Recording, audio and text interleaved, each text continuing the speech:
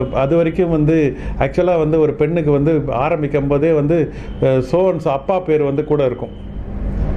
கல்யாணம் ஆன உடனே அந்த அப்பா அம்மா எல்லாரையும் விட்டுட்டு அது வந்து அவங்க வந்து வேற ஒரு இடத்துக்கு வரணும். வேற இடத்துக்கு வந்துட்டு புருஷன் பேரை கூட சேர்த்துக்கணும். அந்த குடும்ப சூழ்நிலையில் அவங்க வந்து செட்டில் ஆகிருக்கணும். அவங்க வந்து அதை எப்படி அட்ஜஸ்ட் பண்ணி இருக்கிறதுன்னு அவங்க கற்றுக்கணும். அதுக்கப்புறம் குழந்தை பெற்றுக்கணும்.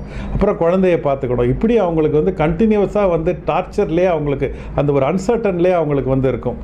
என்னைக்கு அதனால தான் வந்து ஒரு இந்த சொசைட்டியே ஒரு இம்பேலன்ஸில் இருக்குதுன்னு நினைக்கிறேன். நான் என்னை பொறுத்தவரையும் வந்து நான் வந்து வீணா வீட்டுக்கு வந்தது தான் எனக்கு வந்து திரும்பவும் அகைன் வந்து பெண்களுடைய பவரு, அவங்களுடைய சேலஞ்சஸ்ஸு எல்லாமே எனக்கு இன்னும் கொஞ்சம் நல்லபடியாக அவனுக்கு வந்து தெரிய ஆரம்பிச்சிது.